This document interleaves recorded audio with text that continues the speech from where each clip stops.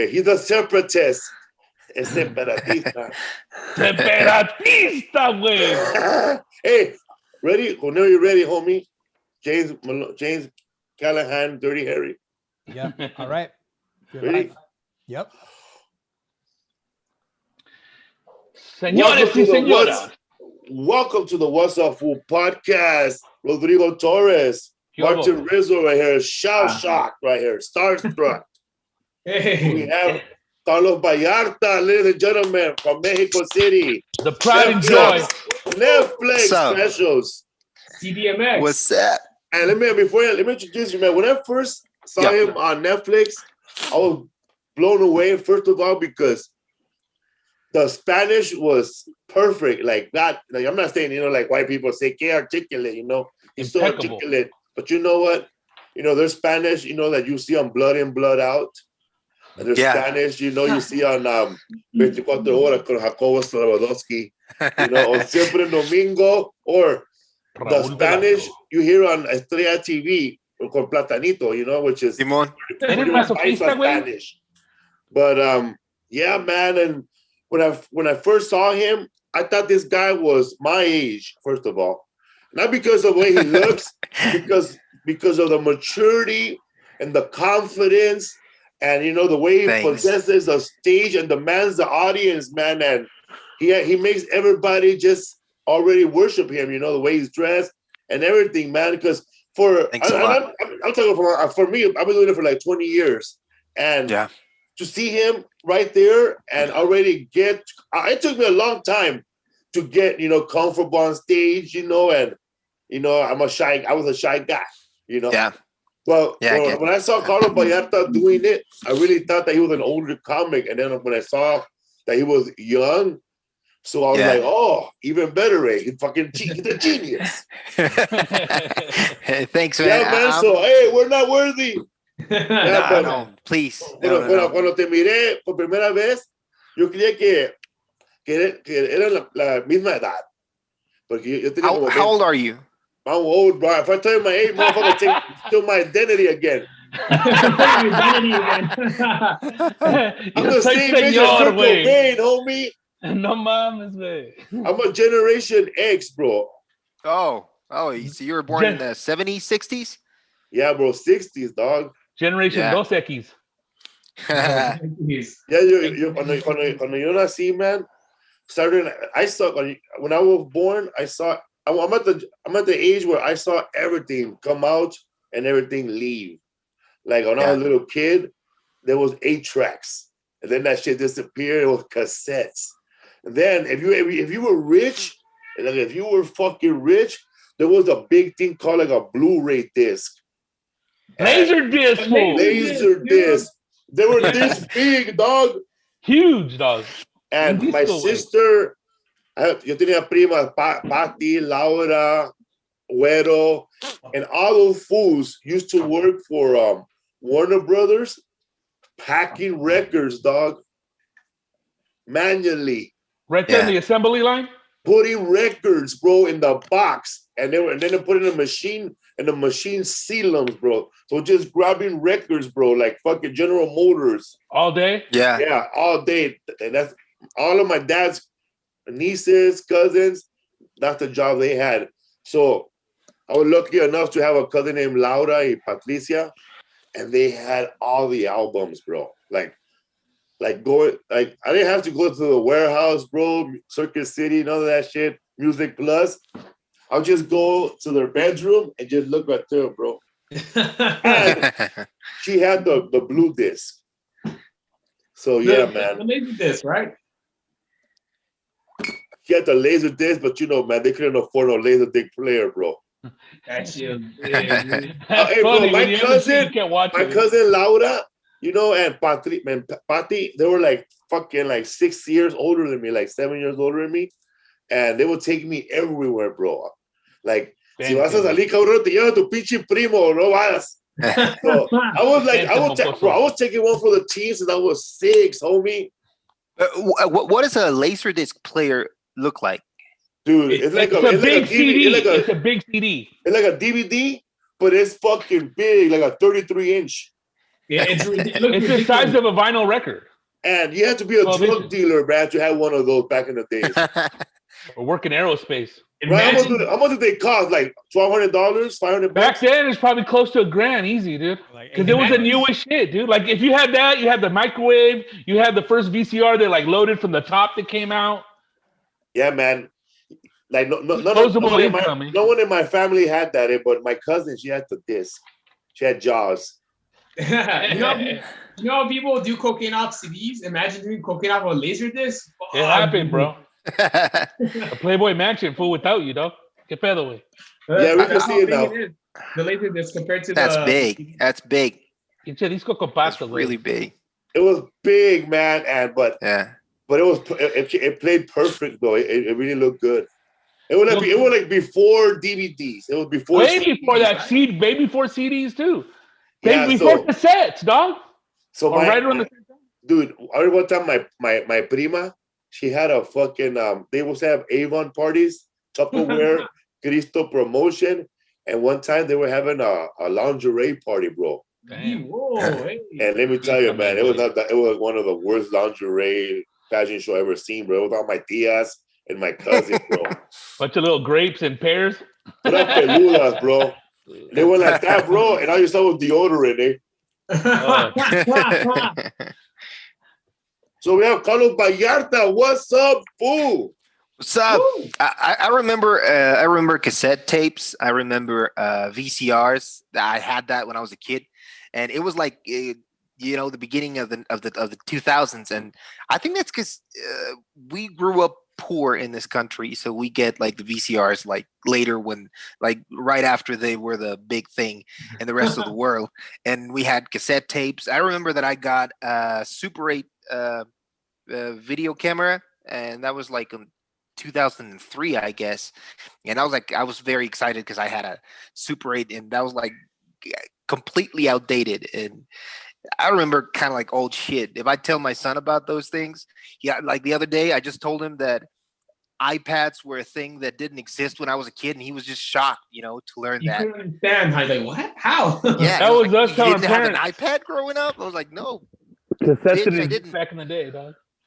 Yeah, I know, man. Like you would tell, like if I would have taught like someone like Martin Rizzo, no, bro, for reals. People used to walk in the mall carrying their car stereo. I remember you did take that fucking stereo out the car. Like, what the hell? Like, how strong are you? I thought she just pulled it out, dude. Like, it was a Kenwood, eh? Yeah, it was a pullout. And then they just had the faceless after that. They're detachable, which all my stereo were detachable. You ever went out with one of those? Oh yeah, man. I used to take the detachable and take it out and then put it in my pocket, be in the club dancing with it, bro, watching it. I'll be pointing at chicks with it, eh? Boom, mate. Play the next song with it. Who wants to hear Planet Rock on a Sony? I remember people taking their stereo with them, dude, because they're like, you can't steal a car without the stereo. That's ghetto, dude. What the fuck? That's really poor right there. Taking the steering wheel, your mom did that, homie. But in the Crescent Ridge too, fool, or what? Dude, how you gonna lock it in place? If I was stealing a car, like when I was little with my friends, and somebody would have had a car, took the steering wheel, we probably would have waited for him to come and beat his ass, bro. Not take the car and just take the steering wheel. That's funny. I would take the wheel, bro, just the actual wheel. Hey, did they ever rob your dad's truck or your car when you were little?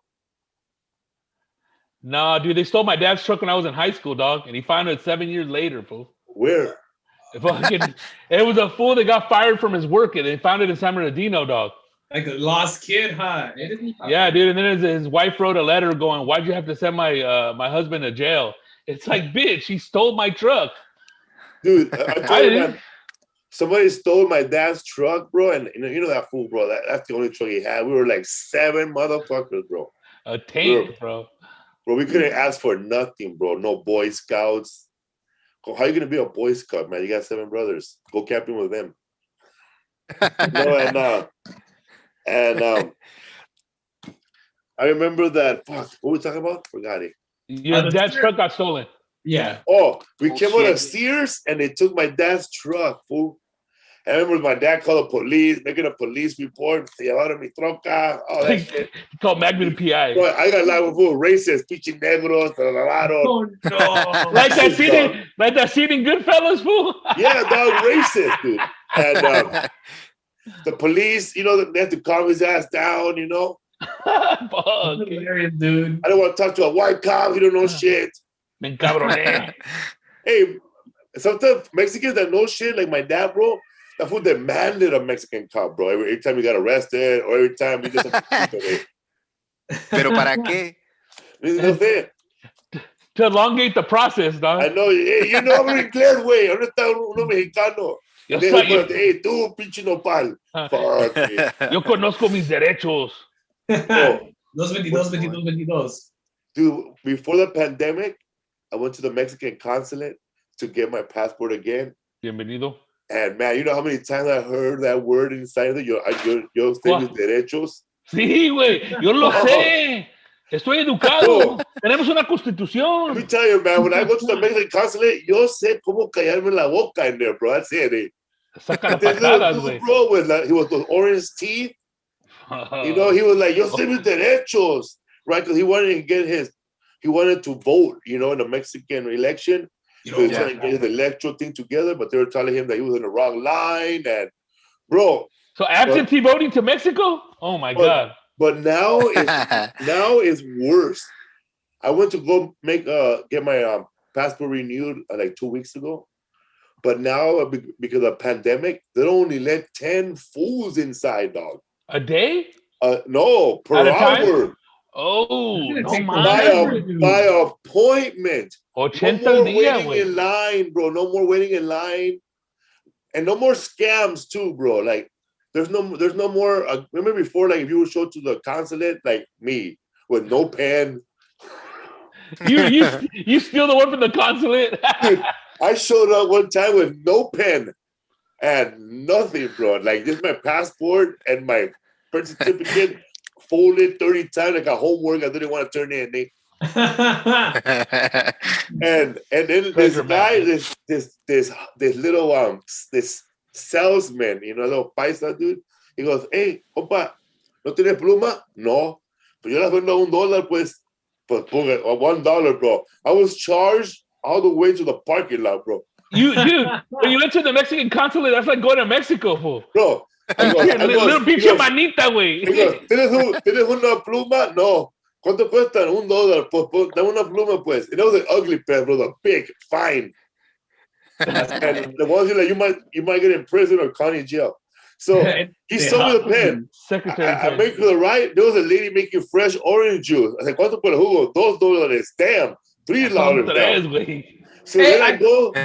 This other guy goes, hey, compa, ¿no tienes fotos? ¿No tienes fotos? Y digo, no tengo ni más, compa. Nada. Pero compré una pluma y un pinche jugo. He goes, necesito fotos ahorita. Pues ven para acá, compa. And that fool took me inside of a van. Mi puto estudio, güey. With a green screen, bro. He goes,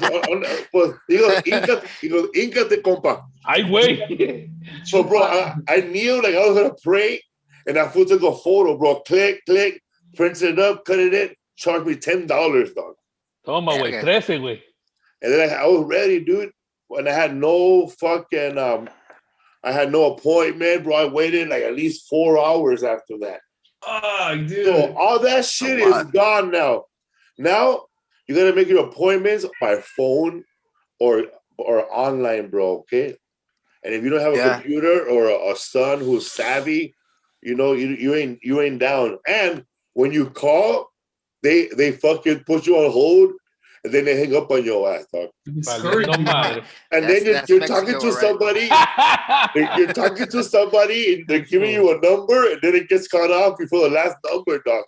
That happened to me like 4 times. I ain't gonna lie.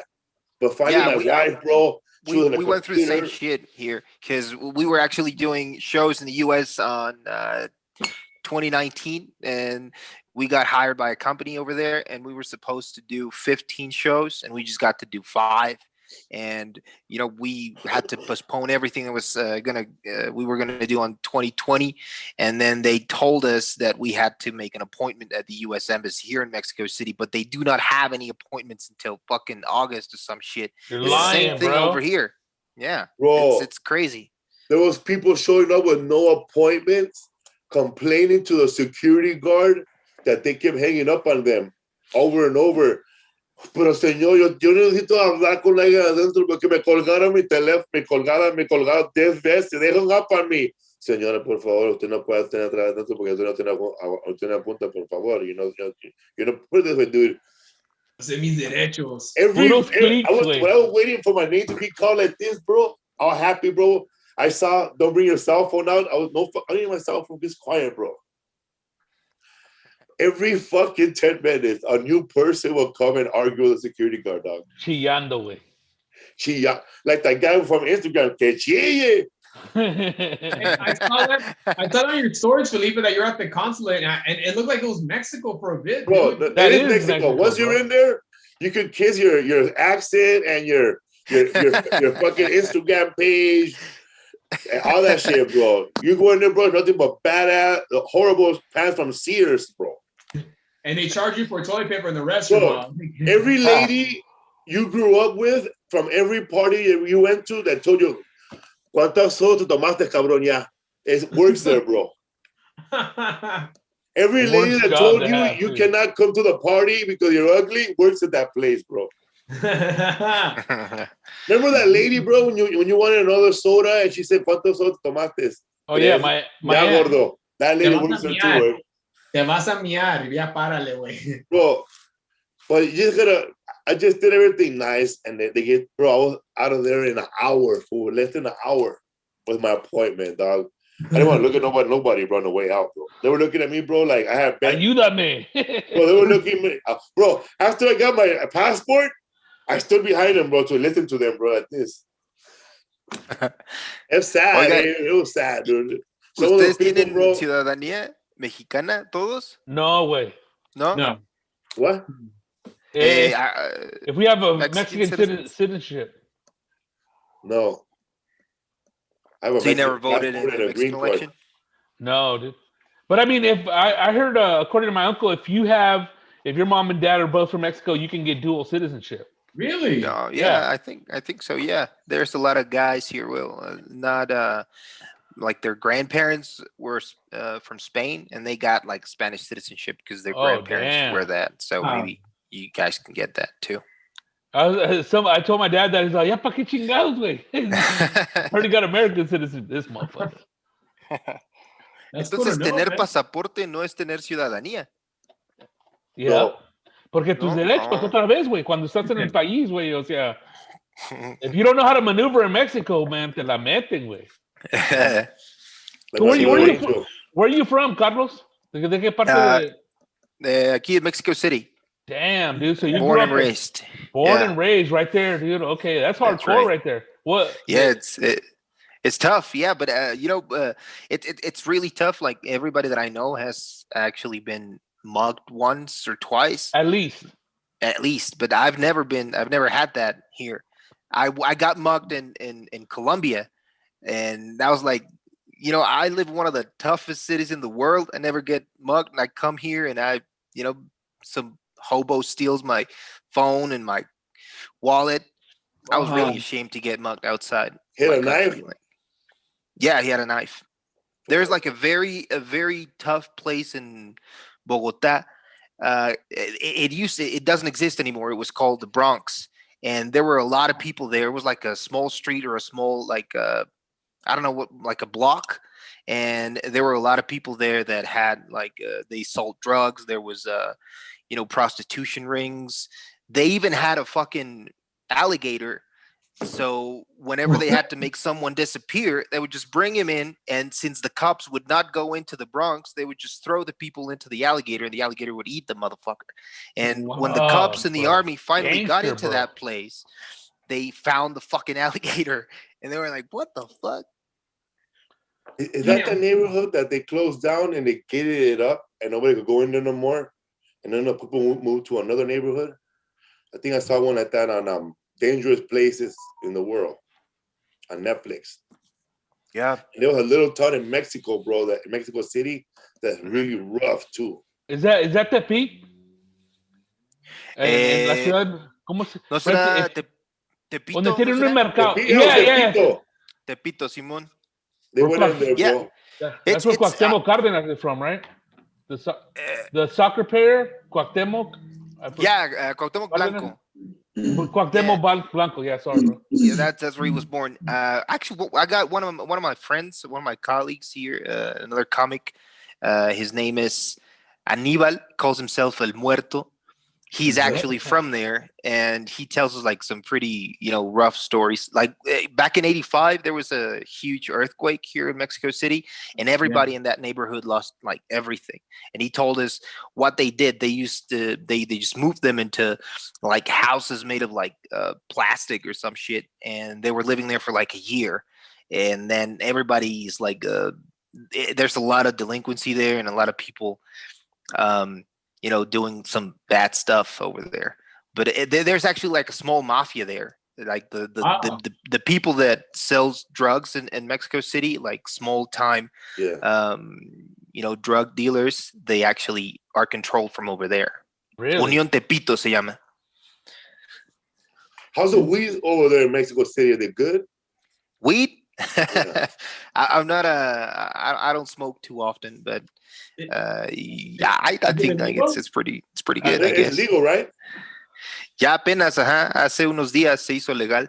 Oh wow! Sí, apenas van a empezar como they're gonna start opening up like stores and all that, and caffeine. It seems gonna be like cool, yeah. Like Tijuana was gonna be off the hook then, huh? Holy the new Amsterdam. Shout out to Joel Sotomayor, bro. I know he's listening. ¿Qué tal, güey? ¿Qué tal, güey? El pinche borreguito, güey. Where did you start? When you started stand-up, did you start like, was there like an open mic comedy place, or did you do it in college at a theater or no? It was an open mic. Mexico City, like there's two different scenes here in Mexico. That's like the way I see it. There's a scene in Mexico City, and there's another scene in Monterrey, where there's a huge school of comics that they came out of people that told jokes como La Chupito y all these comics. Yeah, like comics that have like a disguise or some shit. Personaje. Yeah, well, right? We did a show in Spanish with one of those guys. He was dressed like he was wearing like a skull or Trapicio. No, Trapicio was at that show. He was a mop, but there was another guy he was wearing like a purple skull, purple mask, and like a skull. He was talking like this. He's funny. Yeah, he's like con payaso. Con payaso. That guy. Yeah. Like, that's a thing. That's like a really thing from the 90s. There was a very very popular. Right? El Norteño, he was one of those. Yeah, Norteño, man. Yeah.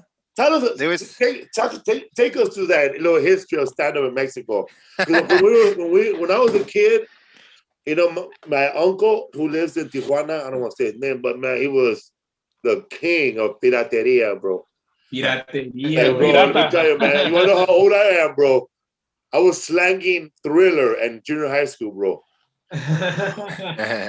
And I was selling Michael Jackson Thriller on cassette. And you saw the cassette, it had nothing on it, just a shitty label. And MJ. I had my first taste of Spanish stand-up was Polo Polo. Yeah. He was very popular in the 80s. Damn, dirty but hilarious and nasty. Yeah. He's like dirtiest comic that we had back then. And he wasn't even that dirty. He was just being like, straightforward with whatever the fuck he wanted to say. And that's what kind of like people said, oh, he's too dirty. He wasn't that dirty. He was telling funny jokes. He wasn't no Andrew Dice Clay or no Sam Kinison. He wasn't too vulgar. But todos los chistes, that goes back to los he's chistes more de like doble sentido. One line. He's more like Red Fox. I don't know about Red Fox really. Red Fox was he was a dirty comedian, man. Like he had his own show. He'll be like this. He's from the Malcolm X era. He's a black dude. He'll telling jokes. Do it, Rodrigo. He's from Chicago. Doing his jokes. Oh, he has a joke like this because he was married a lot of times. He asked them to. They asked, "Hey, Red Fox, where did you meet your third wife?" I don't know. I opened my wallet and there she was. Because he had a joke about I was with a prostitute once, and she said, "Can she fuck me? Can you fuck me? It hurt me."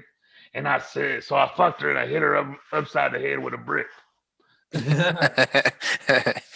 Yeah, I think I have a friend over there who is into stand-up comedy. His name is Cisco, and I think he's a big fan of Red Fox. I think he told me about that once. I don't remember, but after Polo, I know that Luis de Alba, he used to come tour over here and fucking Sala los Pinos. Simón, sí llenan mucho allá, mucha gente los va a ver allá. And el $1 million back in the day when it was open, and when we were little kids, our dad took us to go see El Capolina at the $1 million too. I thought Capolina too in Michoacán when I was a little kid. Well, I don't remember anything he said because I was too little, but I know that there was fucking 500 people laughing their ass off, bro. Yeah. They were very popular in the 90s. I mean, the 80s. And then in the 90s, there was a very popular TV show called Humores los Comediantes. And everybody that was somebody that had a name in Mexican comedy was in that show. But they weren't doing stand-up comedy. They were telling jokes that everybody knew. Yeah. And they were, saying Humberto it with Luna. Humberto Luna, right? I don't know that. No. But like the one that was the director of the show, or who was Humberto Luna? Humberto Luna was a famous radio DJ here in LA, and he was like number one, bro. Like he beat Howard Stern, bro. Like he was in the 80s, and then he had his own show on Estrella TV that was like kind of like humor, where he was like a teacher, and there was a bunch of hot chicks, and everybody said, what's it called? Candido Perez, what's his name? And yeah, that one, dude. Sí, Jorge Ortiz de Pinedo, ¿no? Yeah, those guys, yeah. Yeah, that was like that guy was like the creator of that show, Humores los Comediantes, and everybody was there. And that was like the standard for Mexican comedy. And like everything got changed a little bit like at the beginning of the 2000s when Adal Ramones, he goes onto the scene, and this guy... Right? Otro rollo, yeah, he was like a Mexican Johnny Carson or some shit. Everybody that like big stars, everybody that came to Mexico wanted to be in that show because he was the guy that homeboy with a hat, right? He had a hat, yeah. And he was Adal Ramones. He would do at least like 30 minutes of original material every fucking weekend. Every fucking week. He did that for like fucking 10 years straight. Yeah. And 30, 40 minutes every fucking day. And that was, a lot of people here in the country don't like him, but I really admire that, from him. Like he was writing with his writers 40, 30 minutes. Sometimes he'd do like an hour of original material every fucking week. That's amazing. And when I finally met him, he actually gets the ideas from his writers like fucking 1 hour before the show. He goes through the material, and then he learns that, and then he improvises on stage. That's fucking crazy. That is crazy, man. Yeah. That's how I would like to work. This guy kind of like changed everything, and then he went off air, and then like 5, maybe 6 years later, a couple of comedians started doing their version of stand-up comedy that was more loyal to what has been going on in the US with you guys for like 50, 60 years. I don't know. And they started in small clubs here in Mexico City. The people in Monterrey kind of like are very similar to what was the thing in the 90s. And here in Mexico City, we had to start from the beginning, from scratch. And there were a couple of comedians that got everything in motion, and then we would go to that bar. It's called Beer Hall in Mexico City. And there was an open mic, 5 minutes. Whoever wanted to go on stage, you had to write your name down and you would go. And that's how everybody started. That's crazy. That was like, how tough were the crowds in Spanish? No, man, they were fucking, it was horrible. Like, I remember my first shows, it was terrible, man. Like nobody would pay attention to you, and everybody was like, "What the fuck is stand-up comedy?" Because that was like the name we gave to it. You know, like what is stand-up comedy? And the reference that we had for them was like, "Es como lo que hacía Adal Ramones, el monólogo." That was the name for what he did, the monologue, el monólogo. And they were like, "Oh, okay, but why aren't you funny like this guy? Why funny?" And that's what we had to deal with every fucking night. But it was beautiful, man. I remember those times. It was great. What type of stuff do they yell out? Like as far as like when you suck, like what do they yell like? Over here, man, like over here they could be brutal, man. Like I remember, man, like what pa fuera, whatever they heard on TV. Nukes. I remember, man, hosting a show, and I would have to hide from the audience when somebody's bombing. Because they will come to me, I'll be peeing, right? And somebody from the show look at, hey, Felipe, you need to get that motherfucker off. He sucks. Yeah.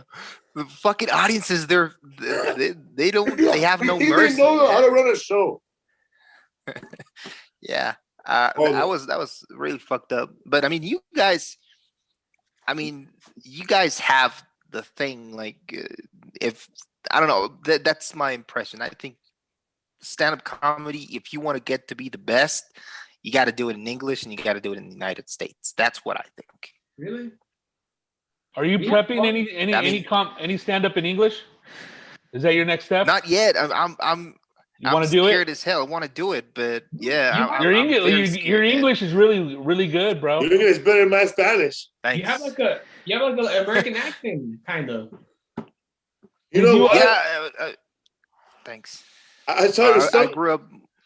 Yeah. I know, man. You gotta come over to America, bro, and let everybody know, bro. Because I saw a commercial one time, and like people, I think people know who you are.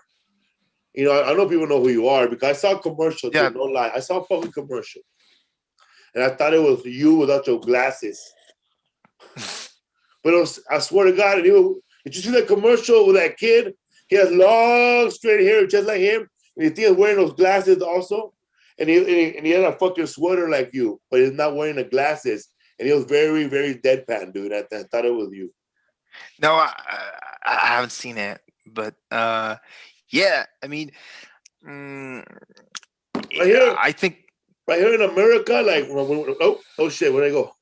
Could you guys see me? Yeah, I can see you. Yeah. I lost my page, homie. Okay. Like when I first started, like I started like in the late 90s, basically, you know. But everybody that I started before me, they thought that they had that mentality, you know, of the 80s comedian where you do comedy for at least 8 years strong, and then you get a sitcom or you get an audition for Saturday Night Live, you know. Get discovered. And then it happened. But that shit was happening for a lot of people. Like before I started doing stand-up, there's another comedian named Willie Barcena, who, by the way, has been on the Tonight Show 12 times. That dude told me that every time that he went to the Montreal Comedy Festival, at least 30 comedians will get a fucking development deal. Like a holding deal. Like, here's $100,000 from Warner Brothers to write a sitcom.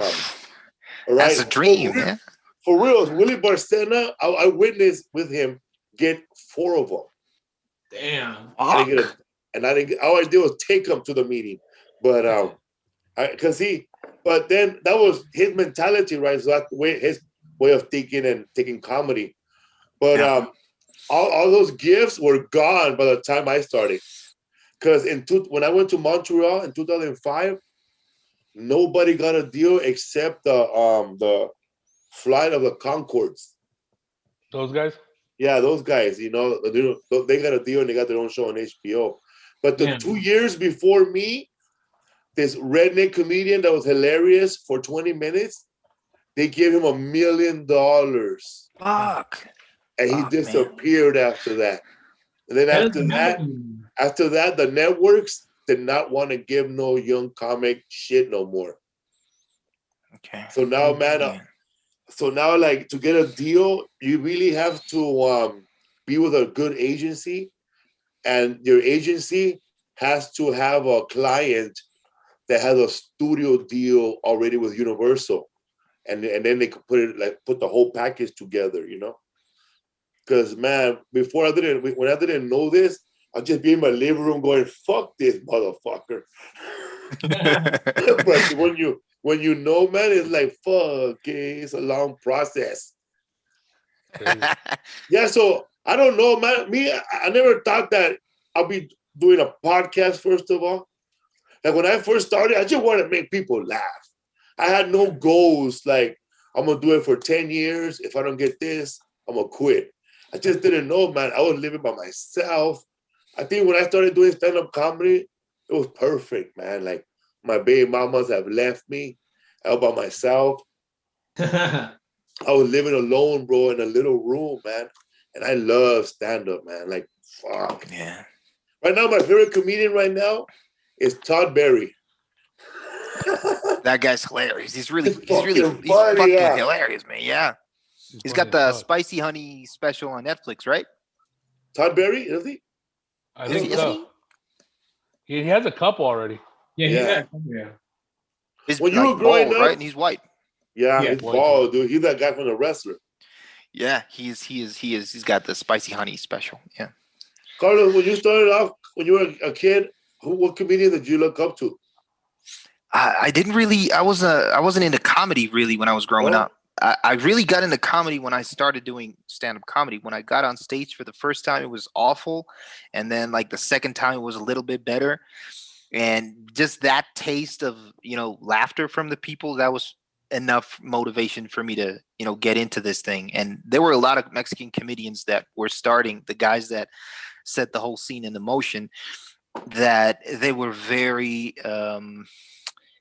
educated on American comedy, and they knew a lot of comedians. I didn't know anybody, so these guys, they're the ones that told me, you got to watch this guy and you got to watch this guy. They told me the first comedian that I saw that I was like, this is fucking cool, was this friend of mine told me, you got a delivery that is kind of similar to Mitch Hedberg. I didn't know that guy, and I got on onto YouTube, and I fell in love with him. And then this other dude told me about Stephen Wright, and when I saw him, that was to me like, I want to be this dude.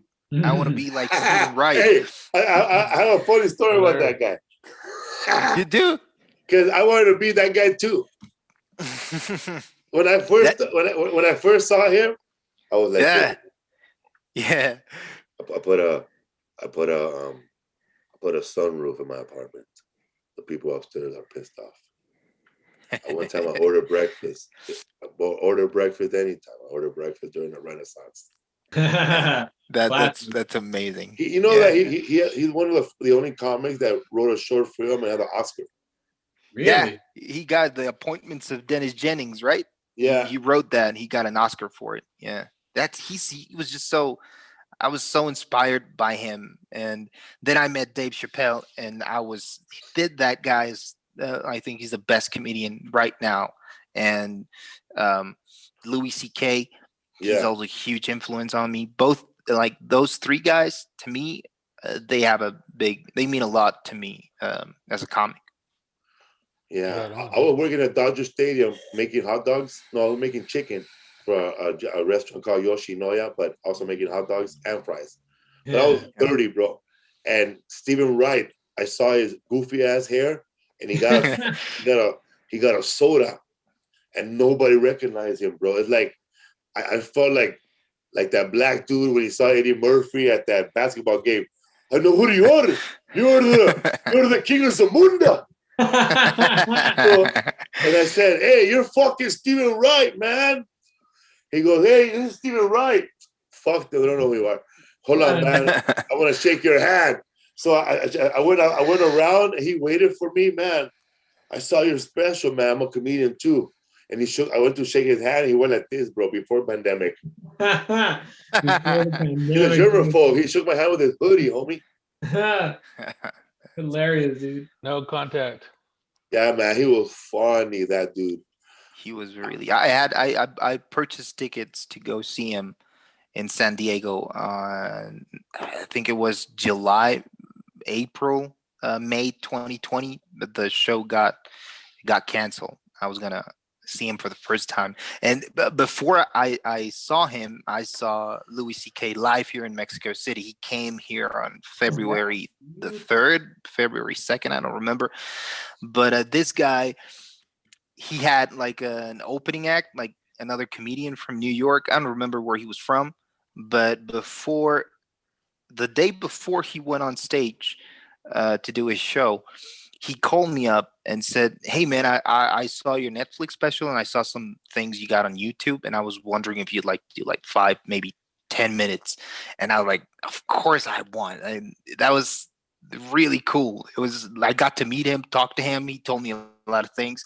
And at the end of the fucking show, this is the thing fucking haunts me to this day. He said one thing that I was drunk the other night and I was talking to the mother of my kids.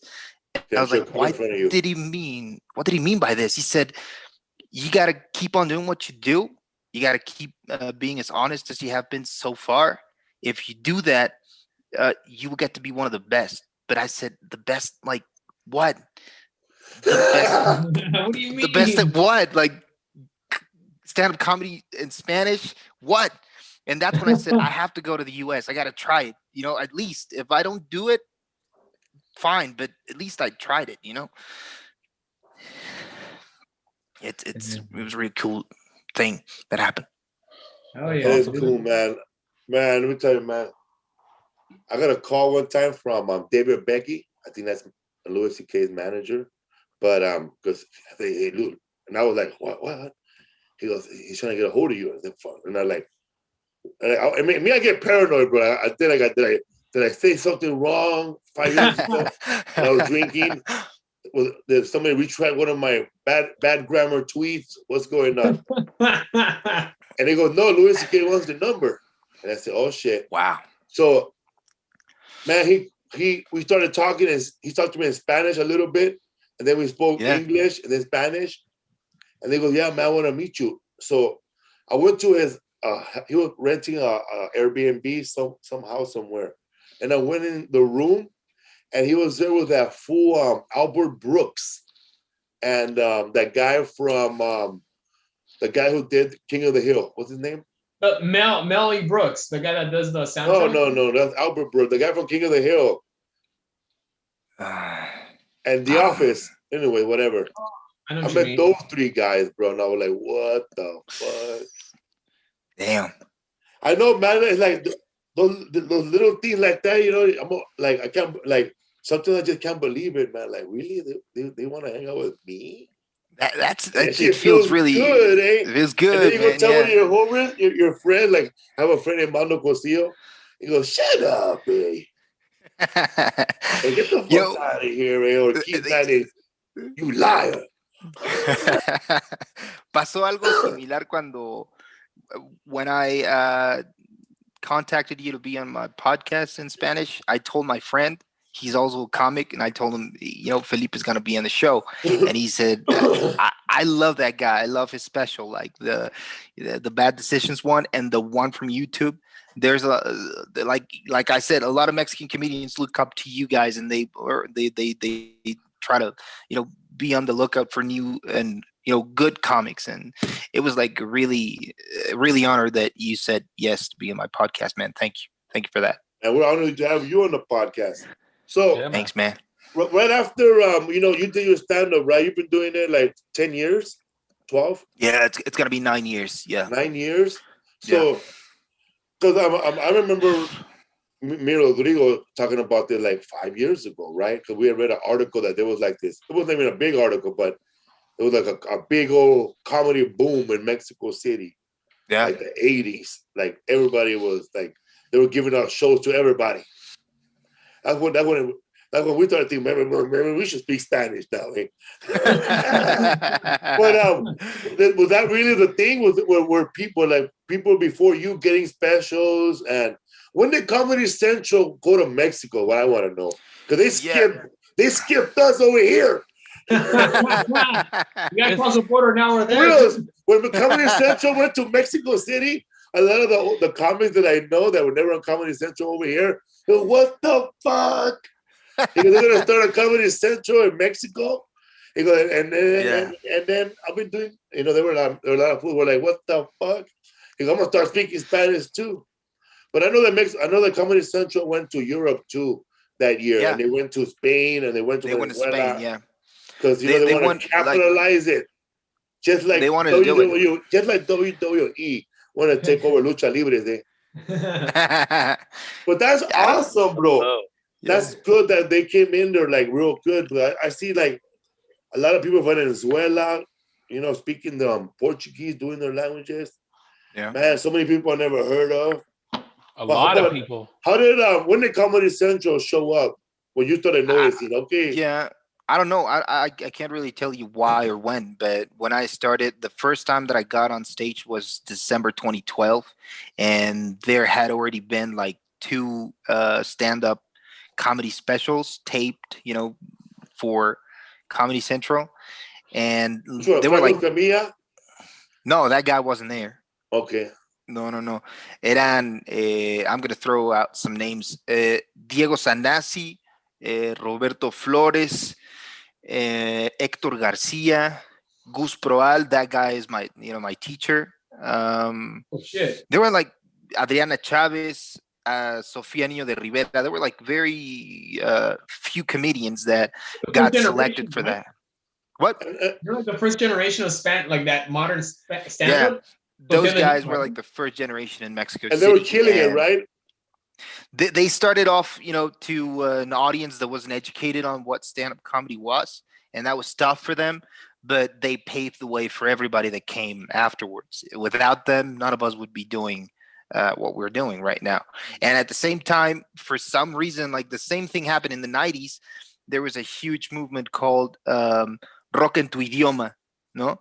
That happened, musicians playing rock and roll music in Spanish in like all of these countries. And the same thing happened. Mexico, Argentina, Chile, Bolivia, Colombia. And for some reason, there were a lot of comedians that, came out of nowhere and started doing stand-up. And we all look up to, the American stand-up comedy legacy. That's like the thing we aim for. Yeah, like when I started stand-up comedy, there was only like a few comedians that I knew that were like doing stand-up, like at least from when I started, because I know there was Paul Rodriguez, he already was a legend, television, like I said, he was doing comedy for 5 years and got a show, a sitcom, and he was huge. He's still huge. And then George Lopez, Carlos Lopez, yeah. But but there was other comedians, like Al Madrigal, But when I started, man, like there was not that many the comedian before me. Besides, like if you're not Paul Rodriguez, you were not getting on television, man. Because I don't know anybody else besides Paul Rodriguez. Did you know anybody else besides Paul Rodriguez, Rodrigo? Dude, the only fool that I seen besides those dudes that you mentioned was Luke Torres on a VHS tape called Comedy Justice. Fool. That was it. That was it. And then Latino white comedians started calling it Latino comedy because we had never called it Latino comedy, by the way. That's so funny that you say that. We had never called it Latino comedy. To us, it was just comedy, right? It wasn't until like the comedy clubs, they started, basically the comedy clubs didn't want to put people of color in the 80s on Fridays and Saturdays if you were not famous. You know what I mean? Because they think it's relatable. Because they think they're not relatable. So they started making theme nights, to give people a chance. So Mitzi Shore at the Comedy Store started Fat Tuesdays with Guy Torrey. And that night, nothing but black comedians. And that's where Def Jam started, out of that show. Yeah. And then Paul Rodriguez and I told you, Nelly Galan, they started a show called Comedy Picante, what was it called? Comedy Compadres, no? Comedy Compadres.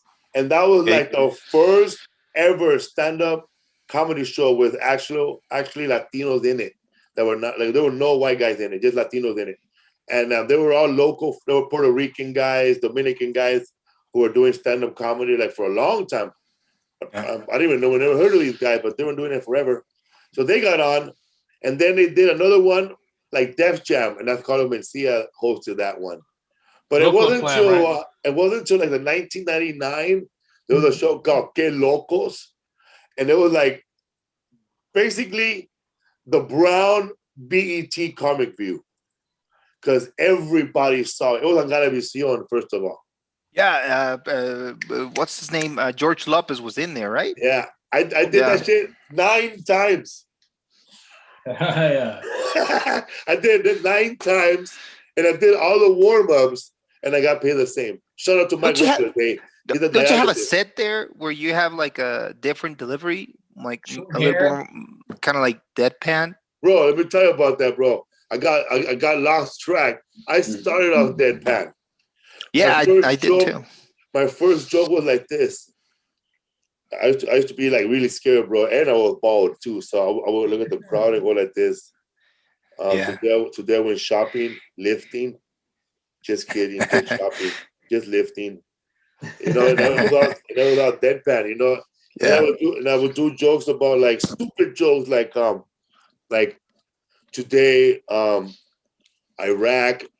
No, today the Israelis and the Lebanese did not fight today. They had to go and pick up all the rocks from the other side and gather them up and throw them again tomorrow. Because I always thought that, because I had a joke that every time they throw rocks to Israel and Israel throw them back, it's like basically one of these countries is going to throw their country away. Let me tell you, nobody laughed. It was controversial. My first joke ever was the biggest dud. I said, you know why Iran and Iraq are fighting? Because they don't know how to end the word. It ended with an N. No, fuck you. It ended with a Q. But there's only one deadpan Latino comedian here in LA who's still deadpan, Jim Pompa. Oh, yeah. And we used to look up to that fool. So that fool started stealing our beer later, 20 years later. Hey, Felipe, would the first one really be considered John Mendoza, though? Oh, shit. Yes, bro. Look up John Mendoza. He's half Irish and half Puerto Rican, but he's mainly Irish. And he's Deadpan comedian? Yeah, he's funny. Yeah, bro. He's the one of the best. Old school. Okay. He has a joke where he says, I always wanted a job working I like to have a job working as the guy who pulls the electric switch on the electric chair. Or chair, press the button. And then he goes, you want to work some overtime? Get a little dial. He was on Que Locos. He was on Que Locos. But that guy, he had a sitcom, and then it was on only for like for 5 months, and then he disappeared after that. But I met him in '96, bro. I was all shell-shocked. Like I was following him everywhere. Hey, John. You met him at the Latino Laugh Festival? So when you did your Netflix special, did you have to audition first, like everybody else, and they have to watch the whole hour? No, those guys had taped 2 specials before mine in Spanish. Ricardo Farri, that was the first guy who got his special, and then Sofia Niño de Rivera. And afterwards, they contacted me and said they wanted to do a Netflix special. I think it's because, since the scene is so young over here, they kind of like started picking up on what Comedy Central left, and they want to expand that shit as much as they can. And that's pretty much the reason for it. And then 2017, I contacted them. I reached out to them and said, hey, I got this new show. You guys interested? And they said, yeah, we're interested. We taped that. But I think it's kind of like been easier a little bit for us since there is no previous, nothing. There's nothing before us that has been called stand-up comedy. And people right now want to watch stand-up comberry here in Mexico. Continent. Yeah, the whole continent. Yeah, man. When I was doing I was practicing for my Spanish show. We would go to Tijuana like twice a month. It was fun, dude. But half of the audience was people who got deported from the United States and now live in Tijuana, and the other half was pretty much native Spanish speakers. They didn't speak no Spanish, no English. Because every once in a while, one of us will try to throw in an English word. Nothing. That's what I thought was cool, man, when I was doing the show in Mexico, was that they didn't fuck around over there. But like in the United States, here in America, like if I do a Spanish show and I slip in an English word, they like it. You know, they appreciate it. You know, they love it. But when I was in Tijuana, man, you couldn't do that. And that's what I liked, because they made me do my job. Kept on your toes. Man, it took me a while, man, because I would go up there and do like just 30 minutes with my head down, not even looking at them, you know? And then, you know what it felt like, Carlos? It felt like starting all over again. Yeah, I think so. I really did. Because I had to do open mic in Spanish first, because I was too scared to go to 20. Remember, Rizzo, we started doing open mic? In San Diego. It was fun, dude. I miss doing stand-up in Spanish, man. I had so much fun, dude. We worked with this lady who had cancer. She looks great now. Have you seen her? No. That lady that we did the show with, she recovered from cancer. And she lost a lot of weight. She's looking like a model. Yeah, man. So what's up, Rodrigo? What's happening, fool? How many tacos you want to eat in Mexico City, bro? The usual, don't sit. You know, who was a big fan? Who wants to go to Mexico with me and tour Latin America? Eric Andre. Oof. Yeah, bro. Oof. I'm serious, bro. He texted me. He texted me like a month ago. He said, "Hey, bro, after that pandemic, let's go to Latin America and tour the Eric Andre show." And I said, "Bro, I'm down, bro. Crazy. I know a guy in Mexico City now." Yeah, I mean that'd be great. I mean, he's really cool. I mean, I like what he does, and he's got a stand-up comedy special. Like, you know, it came out like maybe 5-6 months ago, and it's funny. Legalize Everything, I think it's called. It's funny. He has a new movie coming out with Tiffany Haddish. Oh, he does? Yeah, this movie was supposed to come out in the movie theaters last year, but it got pushed. But now it's coming out. It's coming out soon, actually. Eric Andre, Tiffany Haddish. The movie's shot like a real movie, but it's also shot like a reality show. So there's a lot of stunts. Okay. Have you watched the show, Eric Andre show? Yeah, I'm a big fan. Did you see that episode where Eric Andre pretends that he was thrown off an airplane?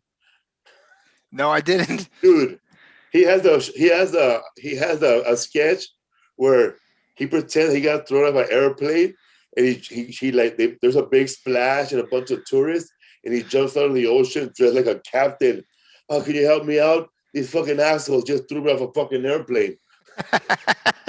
It was fucking wild, dude. And then there's another one where he jumps out of the water and he has cement shoes. "Can you help me out? There's these two fucking Italian guys. They just try to bury me in the ocean." So have you been in any movies, Carlos? Have I been in any movies? Yeah. Yeah, I've been in like one movie. It's a romantic comedy here in Mexico, but I have like a small role. It's not that big. I have actually had 2 small roles in Mexican films, comedy films.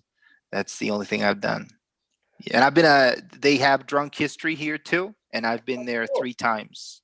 That roast battle too, right? Historia peda. They got roast battle, yeah. Yeah, Historia borracha le llaman. And they narrate stuff from Mexico's past. And I've been Moctezuma. And the funny thing was they put me the whole thing, like the hair, the headdress, and they let me use my glasses. So Moctezuma is there with his glasses, and that was funny. And I've been an indigenous person every time that I've been there. It's hilarious, dude. Hey, Carlos, I know, like, you say that comedy is real young in Mexico, but there got to be some bitter-ass motherfuckers out there. There got to be some comics out there, bro, that trying to give bad advice. A mí no me dieron un especial, güey. Yeah, one of those guys. We know a bunch of those guys. Ya quisieran, me voy a quitar mi maquillaje. Pinche Netflix no sabe nada, güey. But you know what? When I was talking to Platanito, when I was on a show, he said something really nice about the comedy scene in Mexico. He said, lo que está pasando en México ahorita de comedia es diferente que lo que me pasó cuando yo empecé. Es lo que está pasando, estos sí van a triunfar, van a seguir. Yeah. He said something about the stand-up comedy scene now compared to the one when he started. You know, these people are gonna triumph more than I do. He said they're gonna do bigger things than whatever I did. And I was like, that shit gave me the chills, bro. Because sometimes, you know, you expect somebody to say something bad, you know, or something negative. But Platanito was really honest, bro. Like, really, like, this is basically he said, this is like good shit. I think we still have a lot of work to do. I mean, we have to we got to educate a lot of people and you know, as to what stand-up comedy really is. Because you can go to any state capital here and have a stand-up show and have people go over there. But if you go to any other city that is not the state capital, nobody's going to know, like, what the fuck is stand-up comedy? We still have to work on that. And there's still a lot of comedians in Mexico that, I mean, I don't want to talk shit or anything, but sometimes they just do shit for the money, you know, and it's good to do it, but sometimes they start fucking wearing hats, playing guitar. Usa la lana, güey. Pues sí. No, you know what? It's tough, bro. It's tough. I know a lot of comedians that were out too. A lot of comedians that, you know, like sometimes you look at them back in the days, you go, I can't believe the motherfucker's still gonna do a Michael Jackson impersonation. Simón. O tenemos comediantes aquí en América que son también raza y tienen chistes, like you even as a Latino comedian, you know it's bad. Like you're offended at this horrible shit he just said. Or these in chistes como like old times, you know? Yeah, like they say stuff like this. Like you hear, like sometimes you hear like a open mic white comic. Hey, he goes, "This is a Mexican and a spelling bee," and he starts shaking a spray can.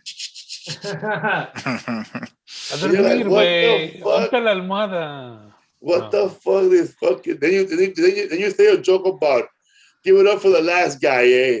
His mother and his sister are the same person, eh? Oh, I'm offensive now, eh? No sé quién, pero I heard this joke in Spanish from a Mexican stand-up. It was so I saw on TV. That's the first time I saw like stand-up in Spanish. He's yo y mi esposa usamos vaselina cuando hacemos sexo. Ponemos la vaselina en la chapa, en la doorknob, para que nuestros hijos no pueden meterse, you know? So, that's a good one, dog. so funny, dude. That's a good one, eh? I remember Polo had a joke like this. I think it was like this. Pues yo mi vieja iba a salir a comer y dijo, papi, no tengo nada que ponerme. No tengo que ponerte. Mira este pinche closet con nada de que ponerte, este pinche vestido, esta blusa y este cabrón. Hola, compadre. Yo! That shit, dog. To me, I thought that was like a stand-up joke, you know, because there was a doble sonido. Yeah. It was like, you know, surprise and attack. Yeah.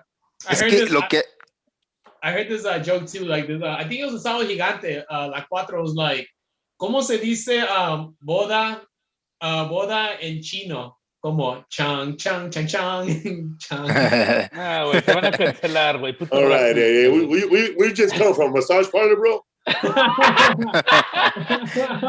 No, puro pinche Roman candle, güey. Hey,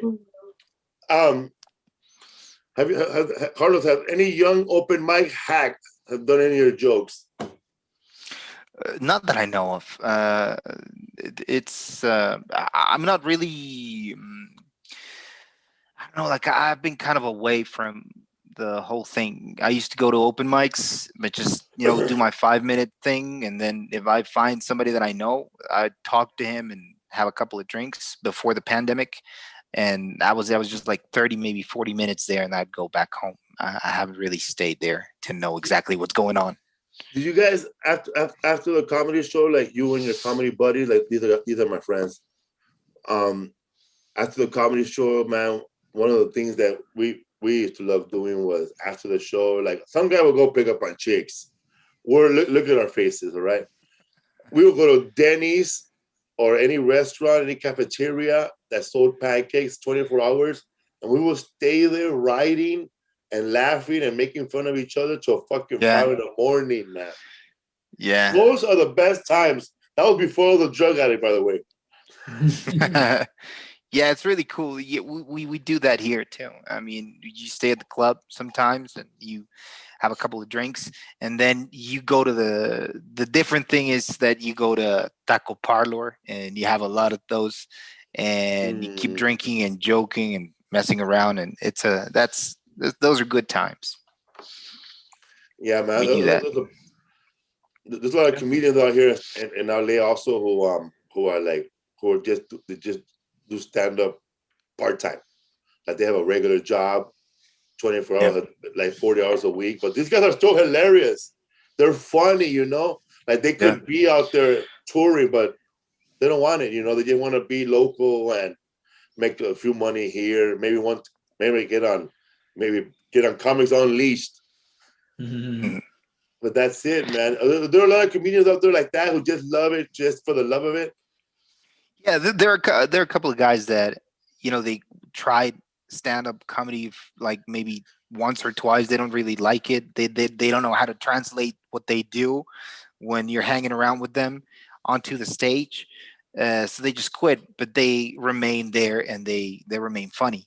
But it's kind of hard for them to translate this into that. I've seen that happening to a lot of guys that I've known. That I'm like, hey man, you're really funny. You should try this, and they try it and they don't know how to do that, so they just stop. But they are the funniest sons of bitches, you know, off stage. Yeah, man. It's my hobby, way. Yeah, there's some comedians will bomb and just go home, you know. But there's other comedians that bomb and they're still trying to pick up on chicks, eh? And nobody saw that fucking disaster. They picked up on the ones that were in the restroom when it happened. Yeah. The one Over here, man. when he got off. Everybody now, like these comedy shows now, cause I did, like, they're very supportive of each other. Like if somebody bombs, it's like he fell down and broke his ankle, and other comedians lift him up, eh? Yeah. And tell him he's gonna be all right. Shit, when I was starting off, man, if you bombed, shit, you're lucky the host was not an asshole, eh? Yeah. He'll make fun of your ass. I remember one time I bombed so hard, the host said, "Hold on, man. Let that stink get out of here." Hey, it's funny that you say that like they won't kick you out or anything, because I remember I bombed hard for at this black club. He's all, I'm going to take it out on him because he was humble. Keep doing what you're doing, man.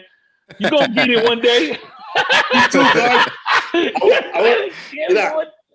Una vez estaba haciendo un show en el Comedy Store, me estaba viendo pura madre, güey.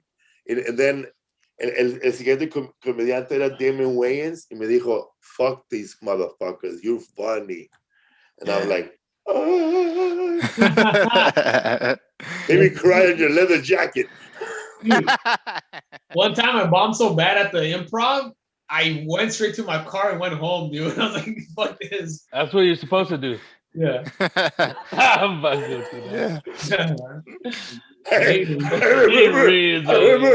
remember doing a show and I was like bombing two-way, but I was like, there was a comedian that bombed, and I was like the seventh comedian. But the fucking second comedian was still there, bro, who bombed. I said, damn, motherfucker, you still here? No wonder I'm bombing. Motherfucker, you have a disease. Did everybody die, bro? They died, dog. Because he was holding a drink, bro, trying to pick up on chicks. What are you doing, bro? This was a fucking bubonic bomb plague. Eh? Yeah. The Rona before the Rona, dog. Chernobyl, dude. No manches, way. Bro, I don't got the way. I was bombing one time, and the host, he brought me back on stage to make fun of me, bro. Willie Barcena. He got me by the shoulder. And Willie said, "Hey, this guy," he was drunk too. "This guy raza, eh? You guys should just laugh because he's fucking Mexican, eh? You gotta support this guy, even if he's doing horrible knock jokes. But one time this guy named Willie, right? He's been on Tonight Show 12 times, but he's a dick. This comedian, Carlos, ese cabrón era horrible, man. Sacó una pinche zanahoria y le dijo a una pareja, mira, si estás triste la noche, toma esto. Y juega con esto. If you get lonely at night, play with this. And he handed him a carrot. Oh my God. And then he said something else with a fucking, was another vegetable and another fruit. And then he got off the stage and Willie Barcena said, listen, normally I wouldn't say somebody who's Mexican sucks. But that guy fucking sucks, man. I mean, what the fuck? How does he write these jokes? Horrible. Does he fucking wake up in the morning and look at his fucking refrigerator and go, what's funny? He's just looking for comedy everywhere. Yeah. It's here somewhere, man. Tomatoes? Nah. Too hacky. Yeah, Bugs Bunny did carrots, dude. It's cold funny. And I see there's a video out there, Carlos, called I think it's called I'm Dying or Dying on Stage, and I'm in it. And a bunch of comedians just talk about bombing and not being funny. Yeah. And the feeling, how it feels to bomb. And Mike Epps, he said it at best. He goes, bombing, when you bomb hard, like hard, man, it's like you're sitting in your house thinking about all your finances. Yeah, I mean, I bombed hard too. I remember I was at this like private show. These guys hired me, and they were having like a convention or some kind of party because they liked motorcycles, and I was there for like 9 minutes, and they started booing, and I was at the beach, and I remember that I went off stage, started running and crying, and it was like a telenovela, I was at the beach, like the moon was like shining on my ass, and I felt really sad. That was like the one that I remembered. I was like, fuck, man, what am I doing? I'm not really good at this shit, but I'm not giving your money back. You already paid. Man, I saw a guy bomb, and that guy was with us, right? We knew him, and his girlfriend told him right in front of everybody, maybe it's not for you.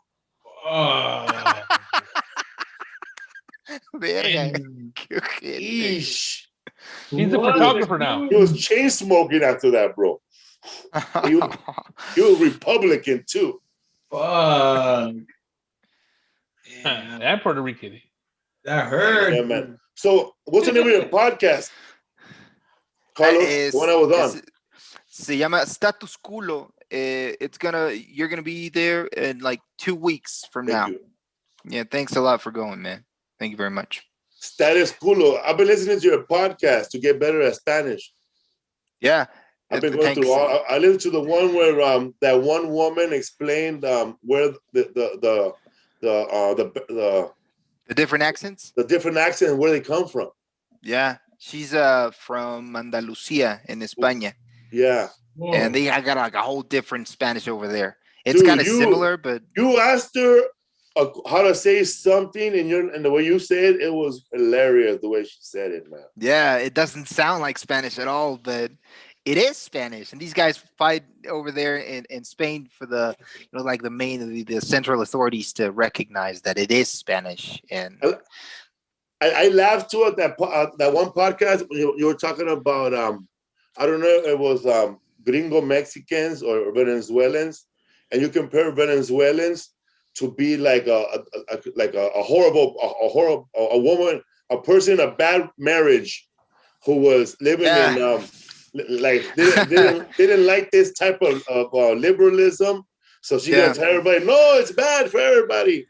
Yeah, those guys hilarious. That's what they do. Like every Venezuelan that you meet, comedians too. In Mexico. Yeah, like everywhere, Argentina, Chile, they tell you do not vote for whatever candidates on the left, because they're like divorced people that they're going to take your money away. Don't get married. They're so scared of that. It happens everywhere. That's hilarious. Everywhere. That's the same old fucking story, bro. Yeah, man. It's like a failed marriage and shit. No. Te voy a quitar la feria. Hey, give us some Argentinian, brother. Argentinian comedian. Coño, soy Jack Palix. A mí me gusta Sí. hacer chistes sobre la salchicha y el asado. Jack Palix was in Mexico City for a while. Hey, We dog. met him. Hey, the first time I ever met him. Jack Palix was having a comedy festival in San Diego. And Fabricio, right, booked him, right? And it was the crowd was half Venezuelan. And as soon as they heard his accent, they started getting pissed at he's Argentinian, man. It was crazy. The first time ya me voy a echar un rayito. I had to follow him, and that motherfucker, when I was practicing Spanish, I had to do 20 minutes. After he did 20, he fucking killed. Instruí. That's in San Diego, huh? I didn't know what he said or nothing. And I said, man, that guy, give it up for my father, man. Yeah, dog. When I met this for the first time, Felipe walks up behind him. He's all, "This is my daddy."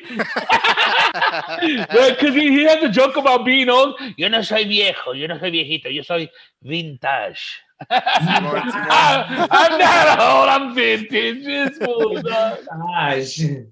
Yeah, we met that guy too. He's crazy, man. He's cool as fuck, bro. Yeah. Ponme tu show, por favor. Sí, para que me lances. Estrella internacional. ¿Qué joder, bro? Sotomayor. Claro, güey. Sí, güey. Yo estoy ahí con Carlos, güey. Está toda madre, güey. Ahí en Tijuana, güey. Sí, güey. Chingón, güey. Sí, güey. Hey, give us some Joey Diaz, bro. You know what I'm saying? Cocksucker, we're fucking around over here with fucking Carlos Boom Boom Ballarta, cocksucker. You know, straight from Mexico City. He comes over here with a duffel bag with 2 fucking heads and a Louis C.K. story. Give us some Joe Rogan, bro. Listen to the greatest podcast in the world and the funniest man in the world, Joey Coco Diaz. What's going on, cocksuckers? This is my fucking sponsor. You know what I'm saying? Joe Rogan, I need a raise. Yeah, man. Yeah, we saw. I started off. I actually auditioned at the Comedy Store, like in front of the main lady, Mitzi Shore. You got to do an audition for her, like just her, and the Laugh Factory too. The owner sits like this.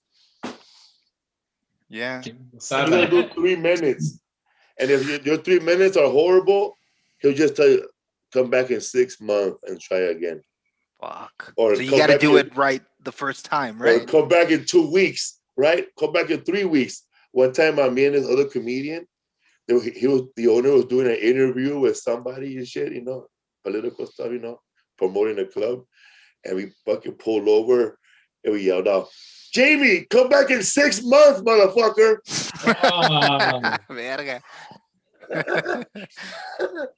He told me too one time, man, that Felipe, I don't see it, buddy, for another 6 to 8 years.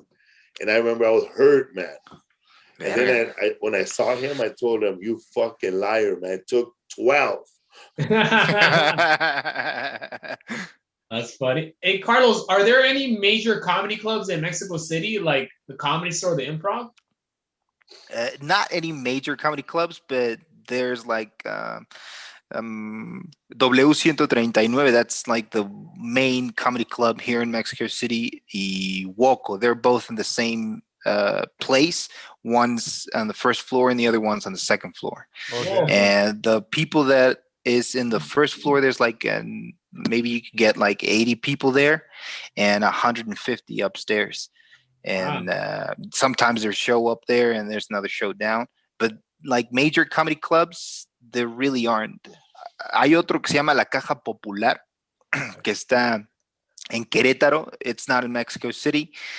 And there's a lot of people that look up to that place whenever they want to, go see some comedy. They say, "We'll go to La Caja Popular, see what's up."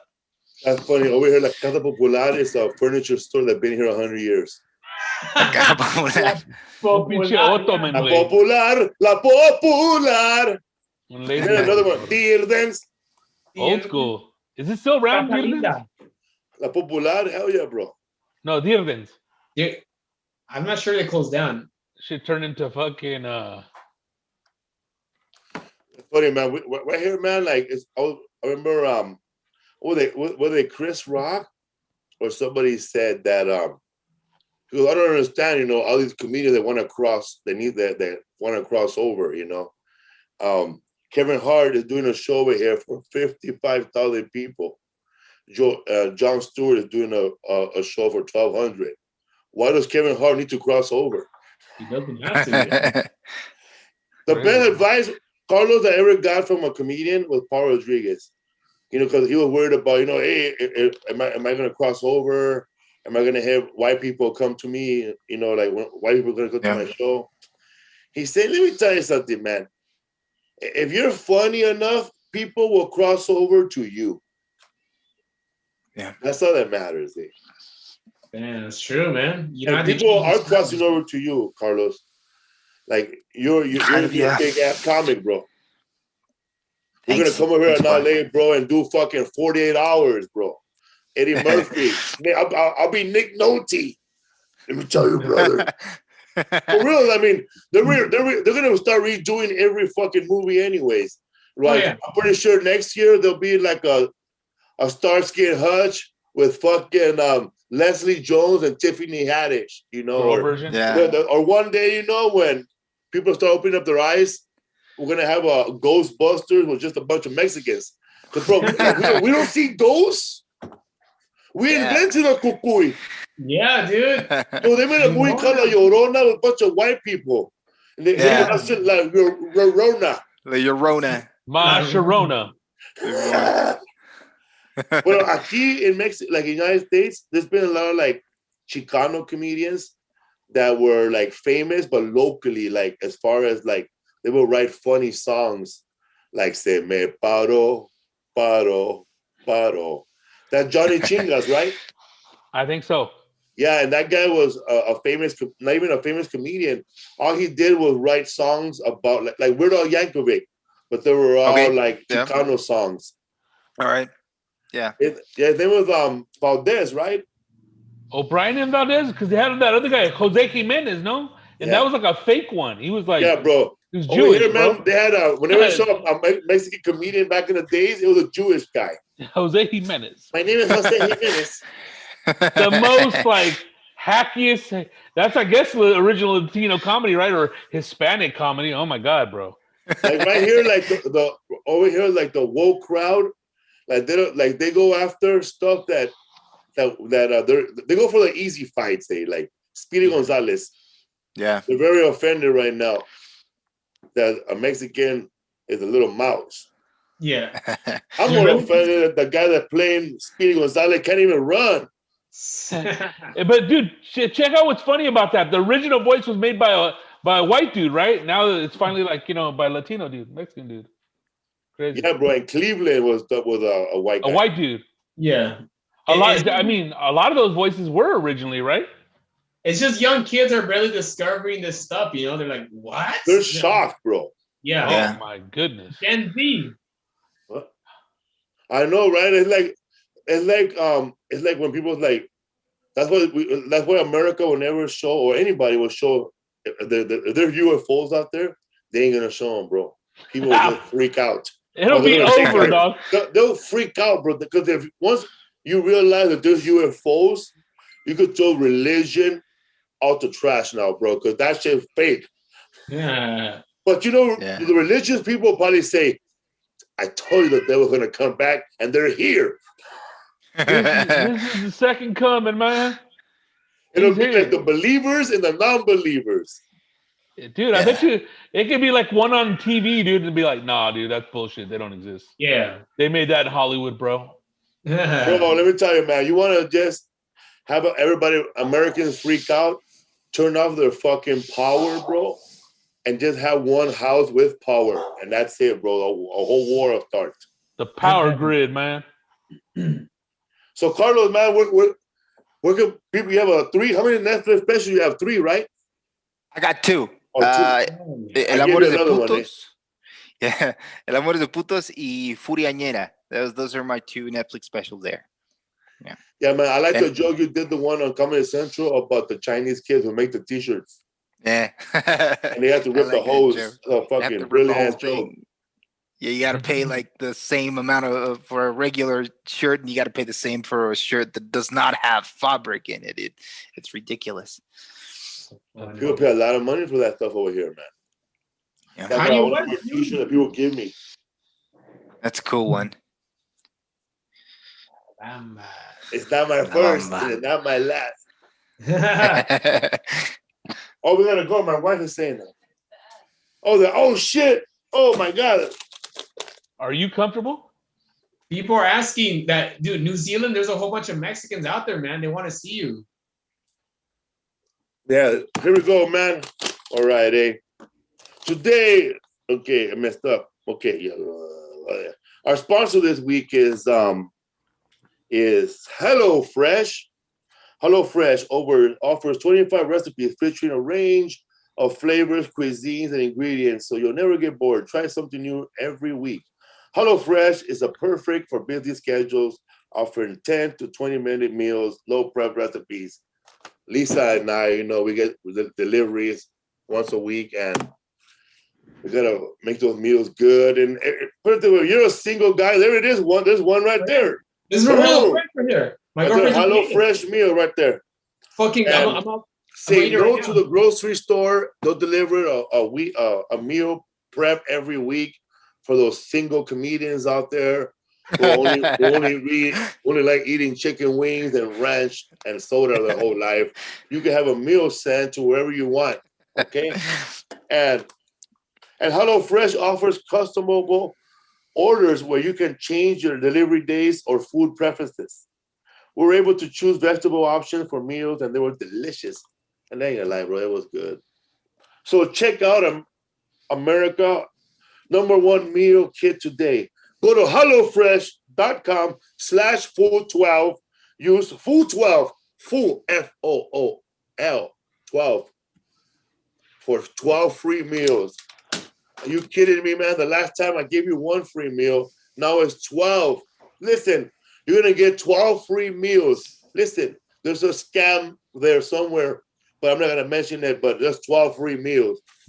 And including free shipping. That's hellofresh.com/food12. Don't forget, man, and there's 12 free meals. 12 cabrones. That's right. We have an advertisement now because we have an international star, Carlos Ballarta. Thanks a lot, man. Thanks for having me. Let me tell you, man, anytime you come to America, hit us up. If you need a Spanish opener and if you're staying in town and I'm performing at the Improv, you're more than welcome to jump on our show to do it in English or Spanish. It don't matter, bro. Thanks a lot. Sometimes I do shows and I don't care if it's a young comic, it don't matter. Go up there first, Spanish or English, just bring up the host. But we'll throw you in there, man. Be a lot of fun. I'll take you to the Comedy Store too if you want. I've been there just as a part of the audience, but I want to. No, bro. I'll give you a real fucking tour, bro. I'll take you to the places where Mitzi Shore used to hide and spy on the comedians during the fucking strike. I'll take you to where all the old 8x10s are, bro. And it's like a mall, bro. And I'll let you play that piano if you want to. That piano has a bunch of lines from Sam Kinison, bro. It's haunted from everybody who ever did cocaine. Yeah, my name is on top of the Comedy Store. Felipe Esparza, right next to Robin Williams and Cheryl Underwood. And then I'm right there on the front of when you come in to buy a ticket. On the bottom, there's a picture of me with short hair right next to Gabriel Iglesias. The two fools that came in together. Yeah, man. And then inside the Comedy Store, there's a bar within a bar. Like there's a bar for the customers. There's a bar in the kitchen, but there's also a red door, and it's a private bar just for the Comedy Store regulars. And buddy, Okay. you're invited with me there. Thanks a lot, man. Thanks a lot. I'd be honored. Thank you Hell very yeah, much for man. having me, man. It's been a great evening. Thank you guys for having me, and it's Thank you, been man. Oh yeah, bro. Thank very you. enriching Time. conversation. Thank you very Where much. can we follow you at? Instagram. Arroba Ballarta Vale Verga en Instagram y Facebook, Carlos Vallarta. Thank you, man. Let me take a picture before you go. Yeah, let's do it. Oh yeah, man. Hopefully we go to Mexico City when everything calms down, dude. Yeah, I'm dying. Yeah, We're you gonna guys should go, come. man. I'm Yeah, dying come. to go. You guys should come. Oh shit, hold on, let me take the flash out. Because if Nick Toon went, I could go. You know a comedian named Nick Toon? Yeah, that guy was here. Yeah, with the guitar. He was Mexico He City. didn't have a guitar, but I mean, I didn't see him with a guitar, but he was here. Must have stole it at that little bad neighborhood. What's up, fool? Thank you very much, Carlos Vallarta, for being our Thanks a lot. our Thanks a lot for having fucking me. guest, man. Hopefully we can meet in person one day. Hell Yeah, I hope so, man. All of Yeah, you man. guys. Thank you very much. Thank you, Adios. fool.